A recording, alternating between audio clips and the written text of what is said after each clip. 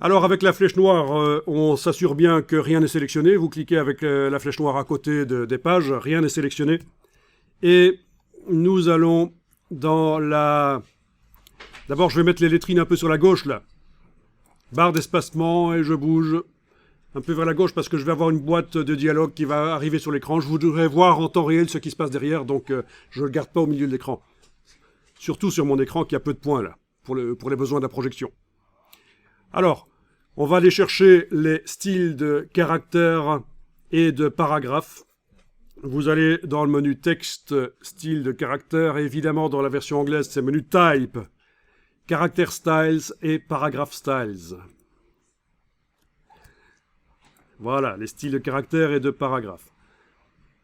Donc souvent les débutants ne voient pas trop la différence.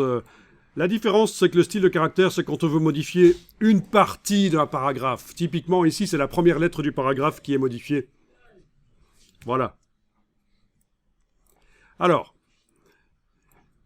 vous avez un style de caractère qui s'appelle grande lettrine. Vous pouvez double-cliquer à droite du nom.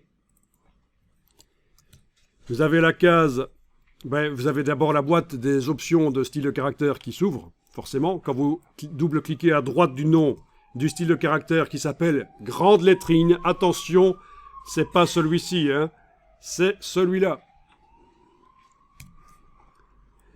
Vous avez la case aperçue qui est cochée. Vous allez dans format de caractère de base. Vous allez pouvoir modifier la dimension. Essayez.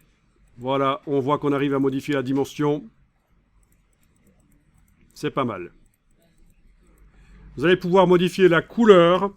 Ici, couleur des caractères. Choisissez une couleur qui est dans la liste là. Les couleurs apparaissent toujours plus ternes que ce qu'elles ne sont. Ça, c'est Zarbi. Ici, je choisis un rose super vif. Hein. Et vu qu'il est à 60% de teinte, il apparaît plus terne. Ça ne se voit pas trop avec le rose. Peut-être avec le vert. Oui, avec le vert, il apparaît terne. Avec le bleu ici, bleu foncé. Ah tiens, Zarbi, ça. Ok. Donc, c'est ici que ça se passe, c'est la teinte. Vous avez un réglage de teinte qui a été réglé là. Vous pouvez retourner à 100% si vous voulez avoir vraiment la couleur que vous choisissez là, bien sûr. Vous pouvez aussi créer vos propres couleurs en double-cliquant sur l'échantillon ici. Vous avez une nouvelle couleur qui apparaît. Alors on va créer une couleur RVB, même si le document est destiné à l'impression, à moins que vous ayez une très bonne raison de faire une couleur CMJN, passez en RVB. Parce que l'idée c'est que le document il doit pouvoir servir aussi sur une tablette, et sur une tablette on peut afficher des couleurs vives. Par contre, à un certain moment, quand on va exporter en CMJN, on va exporter en PDF le document pour l'impression chez l'imprimeur. Au moment de l'exportation en PDF, on fera la conversion vers un CMJN, celui que l'imprimeur vous indiquera, en fonction du papier que vous avez choisi pour imprimer. Donc vous pouvez, si vous voulez, créer une couleur là, qui servira pour votre lettrine. Ok. Alors. Superbe couleur ici, voilà, ok. Ça se retrouve dans la liste, voilà. Ceci dit, on avait déjà une couleur qui était prévue pour la grande lettrine. C'eût été plus intelligent de modifier celle-là, par le nuancier. Mais bon, peu importe. Ici, on fait des tests, on corrigera les choses après. Vous pouvez aussi tester le changement de la police. Format de caractère de base, vous avez modifié la taille tout à l'heure, peut-être la couleur, mais vous pouvez aussi aller choisir une police. Évidemment, les polices n'apparaissent pas, il n'y a pas de preview ici, donc il vaut mieux avoir repéré quelle police nous intéresse avant. Ici, je mets juste le curseur dans la ligne qui concerne la police, et avec les flèches haut et bas du clavier, je vais passer en revue les polices existantes sur l'ordinateur. Ok, voilà, celle-là me paraît bien. Et remarquez ce qui se passe, il y a un truc bizarre. Quand vous modifiez la police de la grande lettrine, puisqu'on est en train de modifier le style de caractère grande lettrine qui est appliqué sur le premier caractère du paragraphe, eh bien, la petite lettrine se modifie aussi, parce que c'est l'enfant de la grande lettrine. Petite lettrine est l'enfant de la grande lettrine. Comment vous faites pour avoir la preview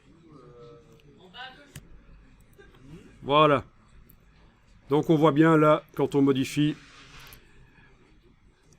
là j'ai pris du Baskerville, polissant empattement, j'ai de l'empattement ici, c'est du Baskerville.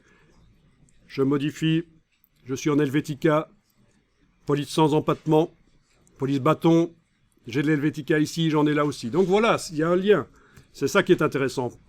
Et vous avez peut-être remarqué que quand vous modifiez la couleur de la grande lettrine, ça ne modifie pas la couleur de la petite lettrine. Parce que tout ce qui est différent chez l'enfant ne peut pas être modifié par le parent.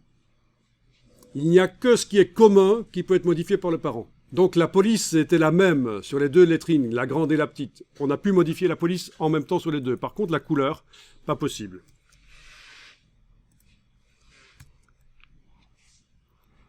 Ok. Et donc ça, c'est intéressant de voir que ça fonctionne comme ça. On va juste tester l'application de ça. Voyons un peu